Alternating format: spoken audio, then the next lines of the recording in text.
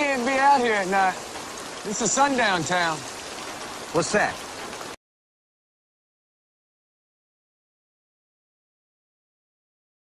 People who don't know, what is the Sundown Town? Sundown Town is an area that hosts the law, no blacks after sundown. And they did that for a reason. What is the reason? Yeah, I thought you were familiar with the hood. Blacks be carrying on more after sundown. They'd be robbing and looting. Matter of fact, look up Walmart being diversified by blacks. You'll find plenty of monkey shines. Oh my God. Do I look like I'm a part of the modern world?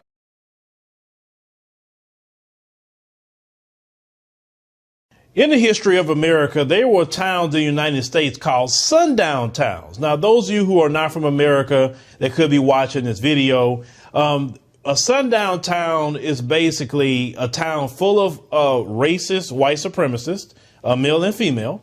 And if you're a black person in that town at nightfall, then they will attack and take your life. You understand what I'm saying? So even in 2023, you still have sundown towns in America, but yet America will go to a lot of your countries and try to tell you about democracy and human rights, but yet they have sundown towns in America. Case in point, you have a brother that's going to detail some things that he experienced going in certain sundown towns. Let's roll that. We don't have Volvos here. We don't park Volvos here. So in the video, you can see the lady talking about basically telling him, you're in a sundown town. You need to get the hell out of here right now. This has happened to me on multiple occasions. The verbiage is never going to be specific. You just got to listen to what white supremacists are saying. One time I'm in the 70-76 interchange, small town in Pennsylvania. Hella trucks go through it every day, all day. I pull over to the side of this dirt road, ask this non-threatening white man who's walking, hey, which way do I go? And he looked so like a regular cool white person. But the way he talked to me, the verbiage that he used, let me know I was not welcome. He was just like, do you know where you at? You know, it's not too many of y'all that look like you that's over here. And just different little stuff. And he got more, not violent, but the more aggressive in his verbiage with every freaking word. He was trying to let me know, because he was like, oh, this ninja can't take hints. And I couldn't. He was telling me, get your black out of here. So y'all need to learn how to pay attention when white people are talking.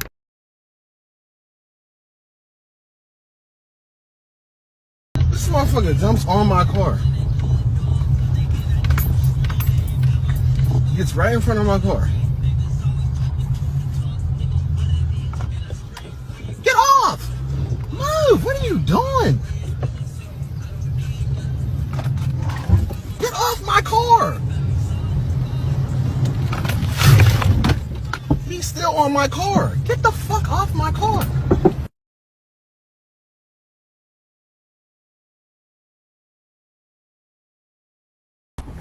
Yo, let me tell y'all as quickly as I can about my night in a sundown town.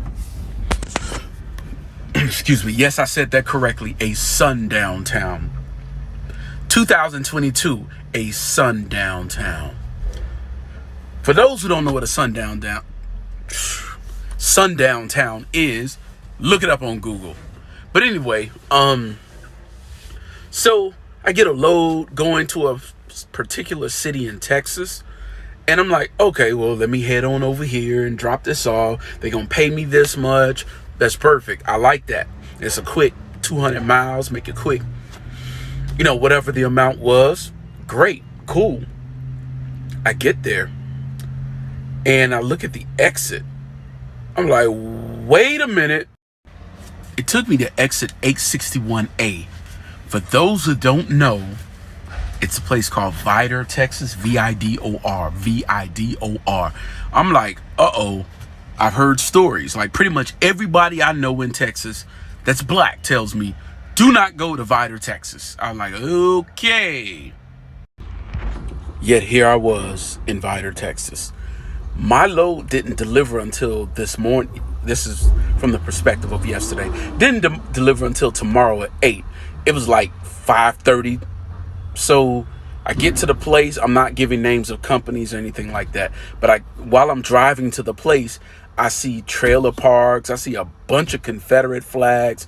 I saw a doll of a black man. It was just a doll wrapped in a Confederate flag hanging from a tree by its neck. That's the type of stuff I saw in Vidor, Texas, which led me to believe that the reputation was fairly earned. I get there, the security guard says, hey, we got a code red. The guy gets on the phone, is like, hey, I can't, I don't want to be responsible for this guy's safety. Let me go ahead and find somebody because we stopped taking loads at 4 o'clock. But I'll get somebody over here from the other side of the plant. Tell them to hang on. So I hang on. I'm doing what I got to do. Finally, somebody comes by about 15 minutes later. The guy said, let me hurry up and get you unloaded. He quickly gets me unloaded. And they say, dude, you might want to get up out of here as soon as possible. We're at sundown. You want to leave here now. Don't stop until you at least get to Beaumont. I was like, okay. He was like, no, seriously. I said, well, what about the police? Why aren't the police there? Police turned a blind eye. I was like, okay, well, I'm gonna do what you said. He said, yeah, man, I don't want to see you getting in any trouble. So I went ahead and I took off, headed to Beaumont. I went to the Petro in Beaumont, slept there, and I had my Armalite Rifle 15 with me. Slept with a couple of extra magazines, but I'm safe, y'all. But that was my night in the Sundown. As a born and raised Texan, Black people, please do not stop in Vidor, TX. It's one of the many sundown towns in Texas. Keep pushing and do not stop.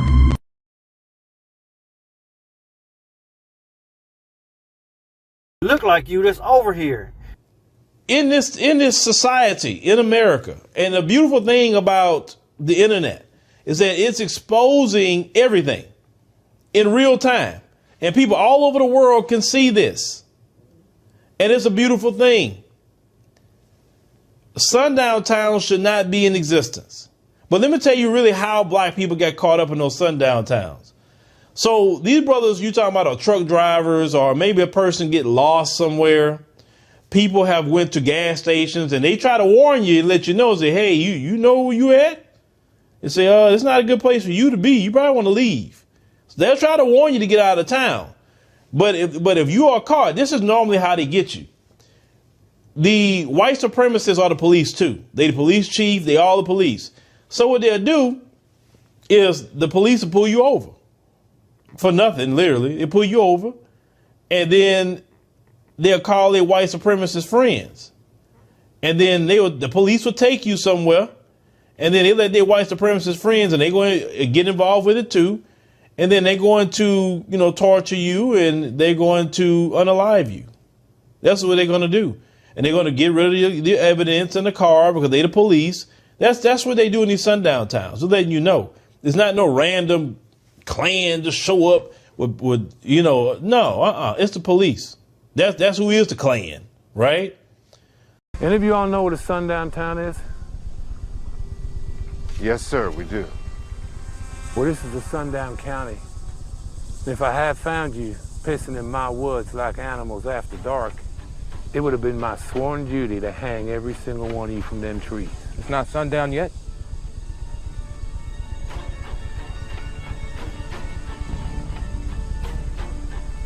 Sunset is at 7:09 today. That's 7 minutes from now.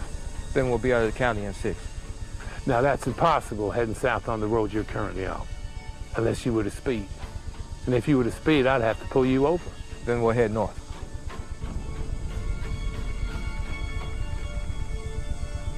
That might work. Why don't you give it a try? We will, sir. This is Prophet Gayu, and I will speak on sundown towns to include the current sundown towns and why they still exist.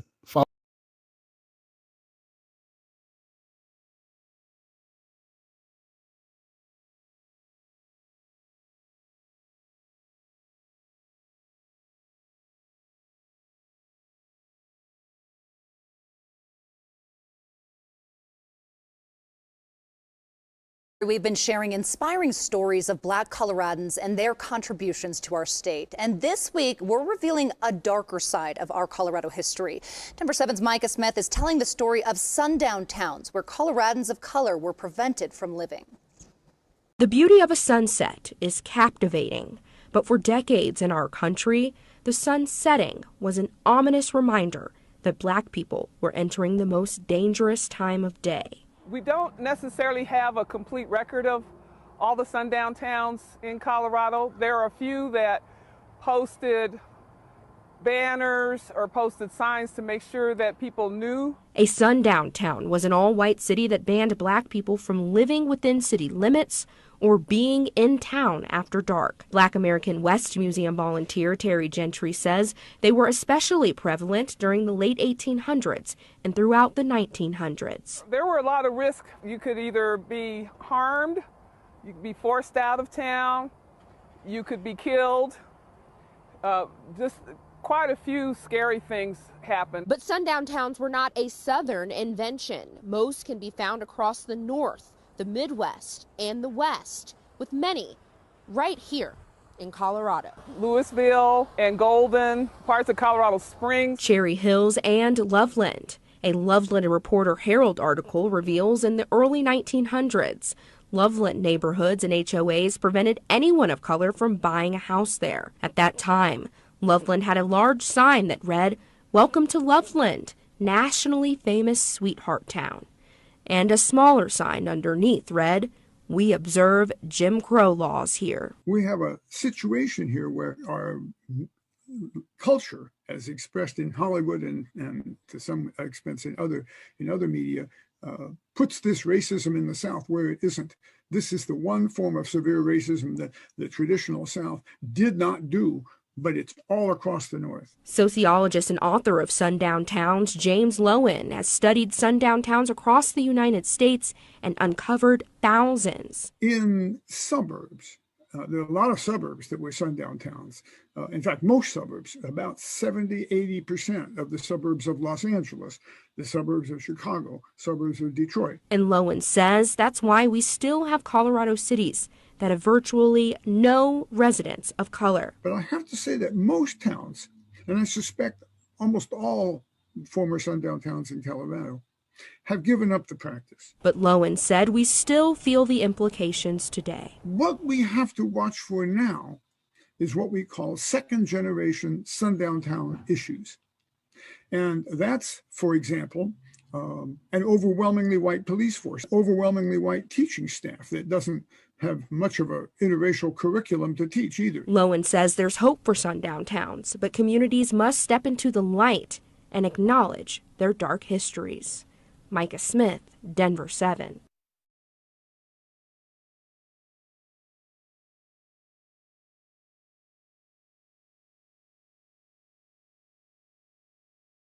America can't tell no country about human rights, because I always tell any person in any country, if they try to come wagging their finger at you about human rights on any level, their Achilles heel is Black America. You tell them, well, you talking about human rights, you got sundown towns in America in 2023 where Black people, they caught in that town, they're going to unalive them in 2023.